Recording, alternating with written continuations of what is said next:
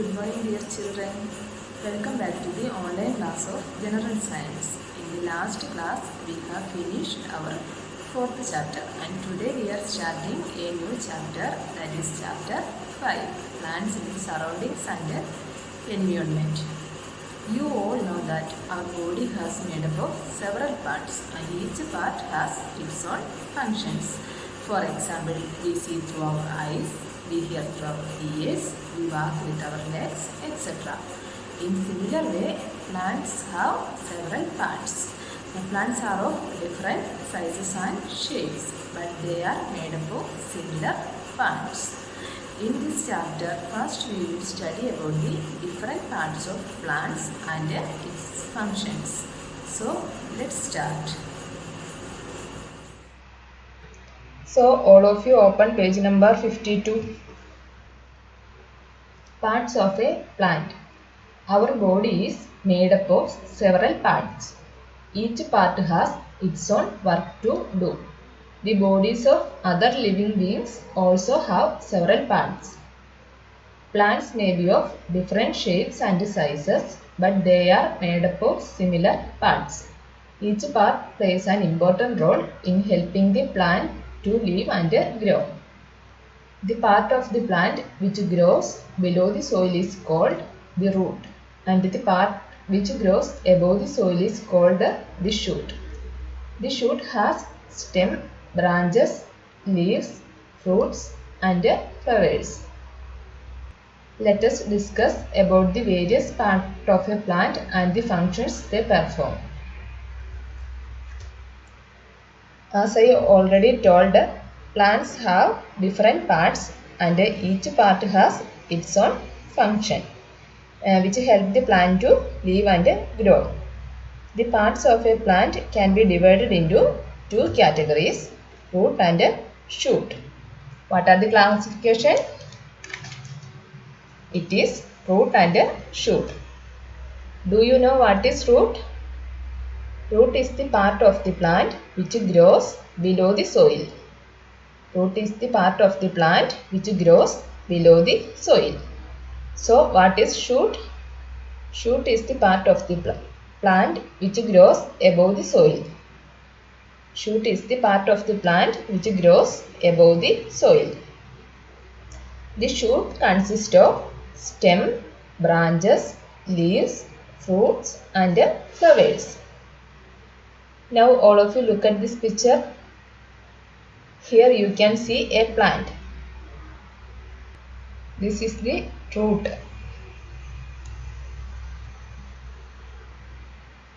Now this part is the stem. This is the branches. This is the fruit. This is the leaf.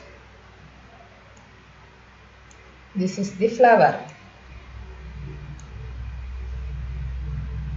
So all these parts which are above the soil are togetherly called a shoot. This picture is very important. You should learn to draw and label this picture. Now we will study each part in detail. Root. Roots generally grow under the soil. Try to pull out a weed plant from the soil. Can you do it easily? We cannot pull it out easily because it is fixed in the soil by roots.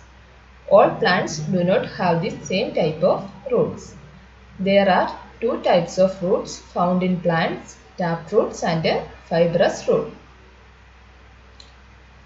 As you know, roots grow under the soil. If you try to pull out a weed plant from the soil, we cannot easily do it. You know what is the reason? This is because the plant is fixed in the soil by roots. All the plants have root, but they are not of same type. See children, here in these pictures you can see different types of roots. Different plants have different types of root. Mainly there are two types of roots, that is tap roots and fibrous roots. Now we will learn in detail about taproot and fibrous root. First one, taproot. In a taproot, there is a main thick root attached to the stem. Several thinner roots or branches grow out from the main root. These branches have whitish, thin hair-like structures coming out from them. These are called root hair. Plants like carrot, bean, radish, beetroot and mustard have taproots.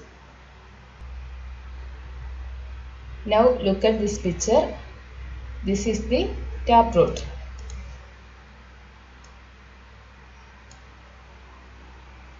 What is the specialty of taproot? There is a main thick root attached to the stem. See this picture, you can see a large thick root under the soil which is attached to the stem. From that thick root, several thinner roots or branches grow. See children, these are the thinner roots. Second point is that these branches have whitish thin hair-like structures coming out from it. These white thin hair-like structures are called root hair. So how is the structure of taproot? There is a main thick root attached to the stem and from it several thinner roots grow. Thin hair-like structure coming out from it is called root hair. So this is the structure of taproot. Now we will see which plants have taproots. Plants like carrot, beetroot, bean, radish and mustard have taproots. Examples of taproots are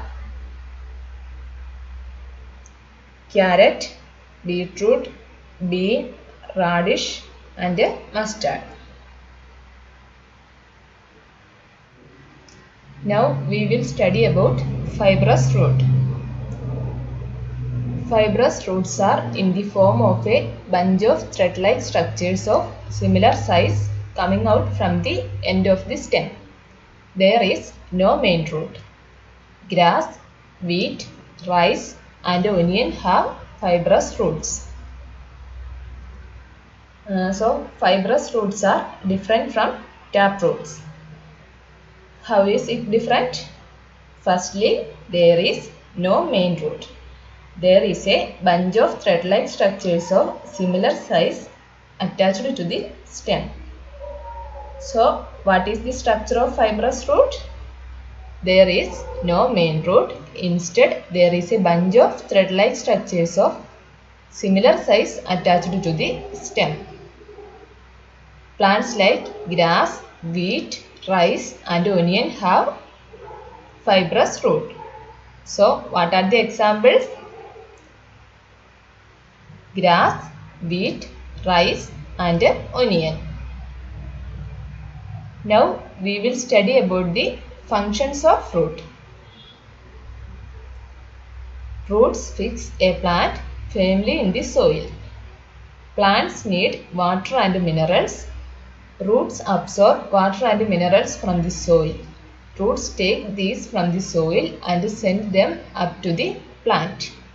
In some plants such as carrot, radish and beetroot, the food prepared by the plant is stored in the root. We eat these roots. So, what are the functions? The first one is the root fix the plant in the soil. It means the roots hold the plant to the ground. The second function is that the root absorbs water and mineral from the soil. The plant needs water and minerals to grow.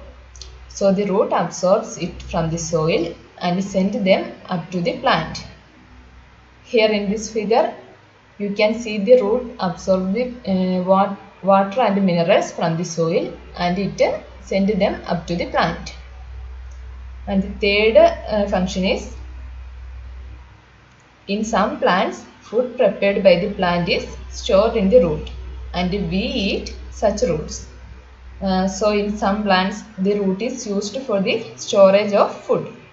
Some examples of such plants are carrot, beetroot and radish.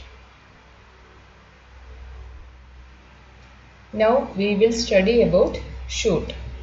We have already discussed about shoot in the beginning of this chapter, and the shoot is the part of the plant which grows above the soil. It consists of stem, branches, leaves, flowers and fruits. Let's study about stem in detail. Stem is the main part of the plant that bears branches, leaves, fruits and flowers. Plants such as mango tree have thick, woody and strong stems called trunks.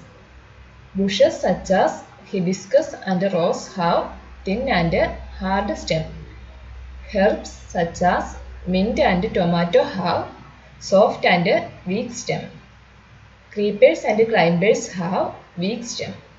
Creepers such as strawberry, pumpkin and watermelon spread on the ground.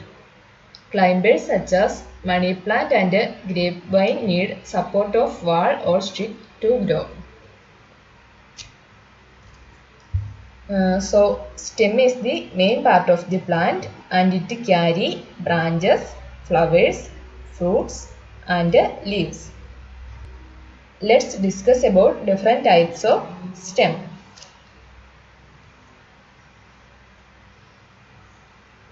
Trees such as mango tree have thick, woody and strong stem. It is called a trunk. So what is trunk? Trunk is the thick, woody and strong stem of a tree. Some bushes like rose and hibiscus have thin and hard stem. See children, in these pictures you can see rose and hibiscus. Its stem is thin but hard.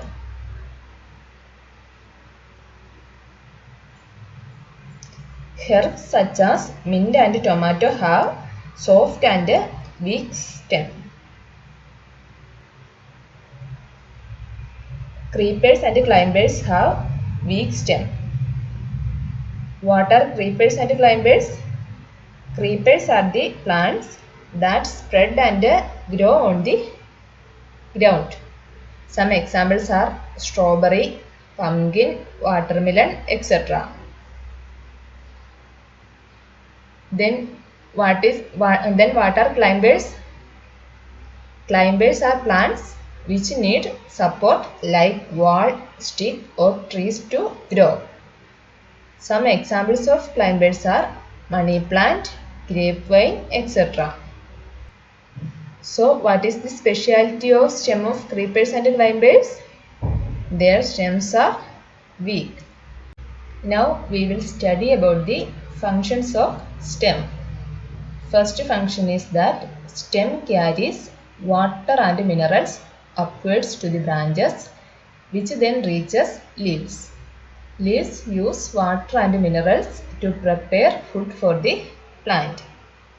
That means stem collects water and minerals from the root and it carries upward to the branches and it reaches the leaves.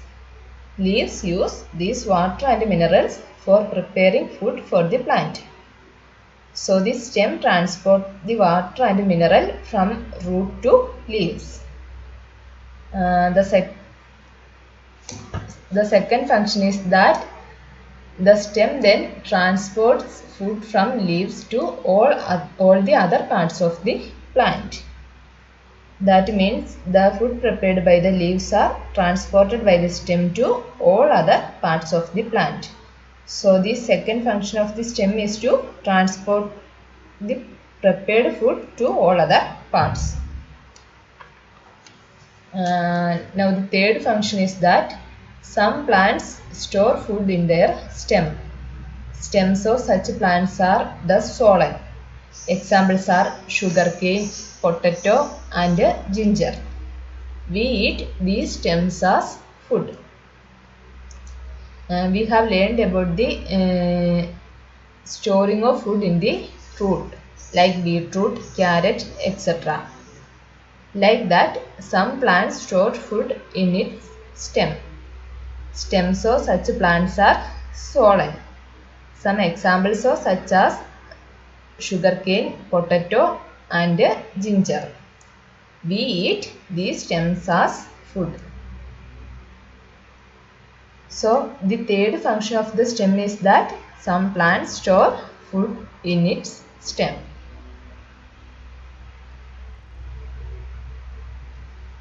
So students, this much is enough for today. Let's revise what we have studied. First, we studied about the parts of a plant such as root and shoot. Root is the part of the plant that grows under the soil, and shoot is the part of the plant that grows above the soil. And we also learned that the shoot consists of stem, branches, flowers, fruits, and leaves. Then we studied about different types of roots, that is taproot and fibrous roots. What is the structure of taproot? Taproot have a main thick root attached to the stem, and several thinner roots grow out from this thicker root. They are called root hair. Some examples of such plants are carrot, beetroot, etc. Then we studied about fibrous root. It is like a bunch of thread of similar size. There is no main root in it. Examples of plants with fibrous roots are grass, wheat, rice, etc.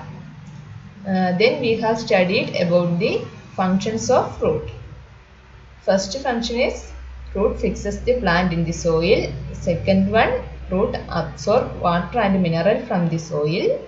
And the third one, some plants store the prepared food in the root. Then we have studied about stem. Stem carries branches, flowers, fruits, and leaves. There are different types of stem in plants like bushes, herbs, creepers, and climbers. Then we studied about the functions of the stem. First one, stem carry water and minerals from root to branches. Second one, stem carries prepared food from leaves to all other parts. Third one, some plants store food in the stem. So we have covered this much portion today. Now all of you take page number 54. You have to do test your understanding as your homework. We will discuss the answers in the next class. So students, see you in the next session. Till then, bye.